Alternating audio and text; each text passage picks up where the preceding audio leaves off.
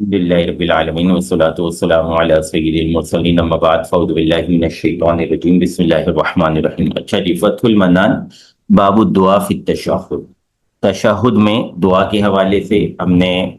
تشہد کے بارے میں بھی پڑھ لیا، درود پاک کے بارے میں بھی۔ اب جو درود پاک کے بعد دعا کی جاتی ہے اس کے بارے میں ان ابی ہریرہ، ابو ہریرہ رضی اللہ تعالیٰ عنہ سے روایت ہے، قال قال رسول اللہ صلی اللہ علیہ وسلم اذا تشہد احدکم، جب تم میں سے کوئی تشہد پڑھ لے، فلیستعذ باللہ من اربعین، تو چار چیزوں سے اللہ کی پناہ مانگے۔ یقول اللہم انی اعوذ بک من عذاب جہنم ومن عذاب قبری ومن فتنۃ المحیا ومماتی ومن شر فتنۃ المسیح الدجال، ھذا لفظ مسلم ووافقہ البخاری علی الاستعاذۃ ولم یذکر التشہد۔ اچھا جی، امام بخاری رحمۃ اللہ تعالی علیہ نے اس حدیث میں موافقت کی ہے امام مسلم رحمۃ اللہ تعالی علیہ کی، لیکن انہوں نے لفظ تشہد کو یہاں پر ذکر نہیں کیا۔ استعاذہ جو ہے وہ اس میں موافقت کی ہے۔ وفی روایتی ابی داود قال قال رسول اللہ صلی اللہ علیہ وسلم، رسول اللہ صلی اللہ علیہ وسلم نے ارشاد فرمایا اذا فرغ احدکم، جب تم میں سے کوئی ایک فارغ ہو جائے، من التشہد، تشہد سے، فلیتعوذ باللہ، تو اللہ تبارک و تعالیٰ کی پناہ مانگے، من اربع، چار چیزوں سے، وذکرہا، اور انہی چیزوں کو ذکر کیا، وزادت نسائی، اور امام نسائی رحمۃ اللہ تعالی علیہ نے زیادہ کیا، ثم لیدع، کہ چاہیے وہ دعا کرے، لنفسہ، اپنے دل میں، بما بدا لہو، جو اس کے لیے ظاہر ہوتی ہے، جو اس کو حاجت محسوس ہوتی ہے، وقضا جاء ان ابن عباس رضی اللہ تعالیٰ عنہما نحوہ، وعن ابی صالح عن بعض اصحاب رسول اللہ صلی اللہ علیہ وسلم، بعض اصحاب رسول صلی اللہ علیہ وسلم سے روایت ہے، ان رسول اللہ صلی اللہ علیہ وسلم، رسول اللہ صلی اللہ علیہ وسلم نے قال، ارشاد فرمائے، لرجل، ایک شخص کو، کیف تقول فی الصلاۃ، تم کیسے اپنی نماز میں کہتے ہو، کیا الفاظ کہتے ہو، قال اتشہد، وہ کہ اس نے کہا کہ میں تشہد پڑھتا ہوں، ثم اقول، پھر کہتا ہوں، اللہم انی اسألک الجنت واعوذ بک من النار، اخرجہ ابو داود۔ عن ابن مسعود رضی اللہ تعالیٰ عنہ کان رسول اللہ صلی اللہ علیہ وسلم یعلم من الدعاء بعد التشہد، ابن مسعود رضی اللہ تعالیٰ عنہ فرماتے ہیں رسول کریم صلی اللہ علیہ وسلم لوگوں کو دعا سکھاتے تھے تشہد کے بعد کی، الفا اللہم علی الخیر بین قلوبنا، الف اللہم علی الخیر بین قلوبنا واصلح ذات بیننا واہدنا سبل السلام ونجنا من الظلمات الی النور ونجنا الفواحش والفتن ما ظہر منها وما بطن وبارک لنا فی اسماعنا وابصارنا وقلوبنا وارواحنا وتب علینا انک انت التواب الرحیم وجعلنا شاکرین لنعمتک مسنین بها قابلها واتمها علینا، اخرجہ عن علی رضی اللہ تعالیٰ عنہ ان النبی صلی اللہ علیہ وسلم کانا من آخر ما یقول بین التشہد والتسلیم، نبی کریم صلی اللہ علیہ وسلم اس کے آخر میں جو تشہد اور سلام کے درمیان میں ہوتا ہے فرماتے تھے، اللہم اغفر لی ما قدمت وما اخرت وما اسررت وما اعلنت وما اسرفت وما انت اعلم به منی انت المقدم وانت المؤخر لا الہ الا انت، رواہ ترمذی۔ الکلام فی ھذا الباب فی موضعین، اس باب میں دو مقامات میں کلام ہوتا ہے۔ الاول فی کیفیت الدعاء والتسلیم، پہلا مقام ہے دعا اور سلام پھیرنے کی کیفیت کے بارے میں۔ علم ان الادعیۃ فی ھذا الباب کثیرۃ، سمجھ لو کہ اس باب میں دعائیں بہت زیادہ منقول ہیں، وقت ثبت فی حدیث ابن مسعود، اور ابن مسعود رضی اللہ تعالیٰ عنہ کی حدیث میں ثابت ہے، ثم لیتخیر من الدعاء،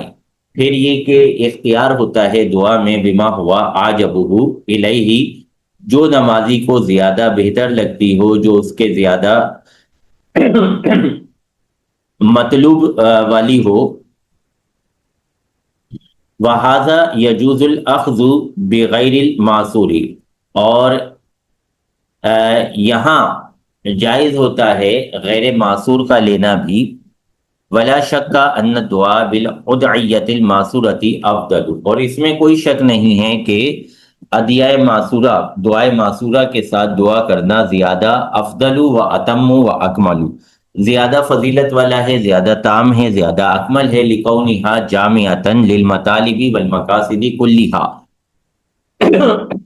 دعائے معصورہ کے مرادوں اور مقاصد کو جامع ہونے کی وجہ سے۔ وظاہر کلام بعض العلماء الحنابلۃ، بعض علماء حنابلہ کے کلام کا ظاہر یہ ہے کہ انہ لا یجوز الدعاء بغیر معصورۃ، کہ غیر معصور دعا جائز نہیں ہوتی۔ فیکون المراد عندہم، ان کا مطلب ان کے نزدیک مطلب یہ ہے کہ لیتخیر من الدعوات المعصورۃ اعجبہ، کہ اسے اس بات کا اختیار ہے کہ دعائے معصورہ میں سے جو اس کو زیادہ بہتر لگتی ہے، جو اس کے مطلوب کے زیادہ قریب ہے، اسے اختیار کر لے۔ وقالو، اور وہ فرماتے ہیں، وَإِنْ وَقَعَ بِغَيْرِهِ يَنْبَغِي أَنْ لَا يَرْجِعَ إِلَى مَحْضِ طَلْبِ الدُّنْيَا وَشَهَوَاتِهَا، کہ اگر معصورہ کے علاوہ کوئی دعا دل میں سمجھ آتی ہے، واقعہ ہوتی ہے، تو مناسب یہ ہوتا ہے کہ محض دنیا طلب کرنے اور اس کی شہوات کو طلب کرنے کی طرف رجوع نہ کرے، نہ وہ جیسا کہ یوں کہے کہ اللہم ارزقنی جاریۃ حسنا وحلۃ خضرا وان احمد جواز ذالکا، اور امام احمد رحمۃ اللہ تعالی علیہ سے اس کا بھی جواز منقول ہے۔ قالا، فرمایا، اذا دعا فی صلاتہ بحوائجہ، کہ جب تم اپنے ضروریات کے بارے میں اپنی نماز کے اندر دعا کرو، ارجو، تو مجھے امید ہے کہ اللہ یضرہ، کہ یہ کوئی نقصان دہ بات نہیں ہوگی، وذالکا لما تقدم، اور یہ اسی دلیل کی وجہ سے ہے جو آگے گزر چکی، من حدیث ابن مسعود، ابن مسعود رضی اللہ تعالیٰ عنہ کی حدیث۔ ومذہب الشافعی، اور امام شافعی رحمۃ اللہ تعالی علیہ کا مذہب یہاں پر، ان کل ما صاغت دعاء بہ خارج الصلاۃ، کہ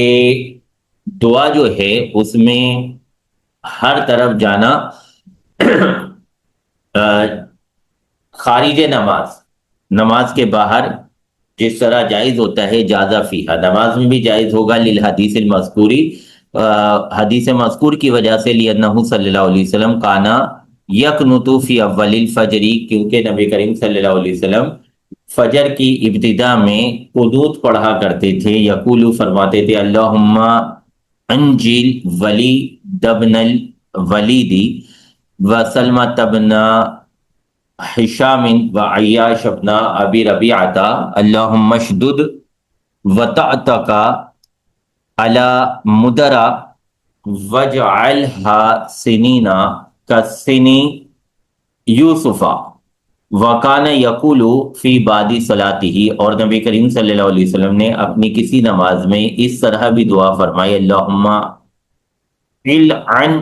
فلانا و فلانا لأحیاء من العرب، عرب میں سے کچھ قبیلوں کے لیے، حتیٰ انزل اللہ تعالی، یہاں تک کہ اللہ تبارک و تعالیٰ نے یہ آیت مبارکہ نازل فرمائی، لیس لک من الامر شیء واصحابنا احتجوا، ہمارے علماء نے دلیل پکڑی بقولہ صلی اللہ علیہ وسلم، نبی کریم صلی اللہ علیہ وسلم کے اس قول سے، انا صلاتنا ہذہ لا یصلح فیہا شیء من کلام الناس، کہ یہ ہماری نماز نہیں گنجائش ہوتی اس میں لوگوں والے کلام میں سے کسی چیز کی۔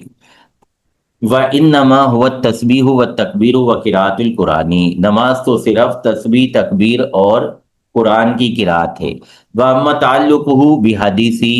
ابن مسعود، اور اس کا حدیث ابن مسعود رضی اللہ تعالیٰ عنہ سے تعلق، قلنا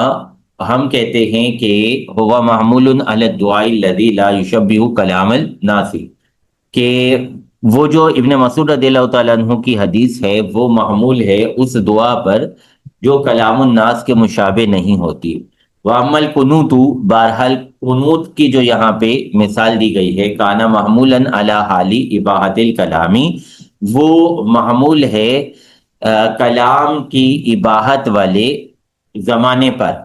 جس زمانے میں کلام نماز کے اندر مباح تھا۔ فَإِنَّ الْكَلَامَ كَانَ مُبَاحًا فِي ابتدائی، کیونکہ کلام جو ہے وہ ابتدائی اسلام میں، ابتدائی نماز میں مباح تھا۔ ثم حرم من بعدہ، پھر اس کے بعد کے زمانے میں نماز کے اندر کلام کو حرام کر دیا گیا، قضا فی النہایتی، جیسا کہ کتاب النہایہ میں یہ بات موجود ہے۔ چلیں وسیعت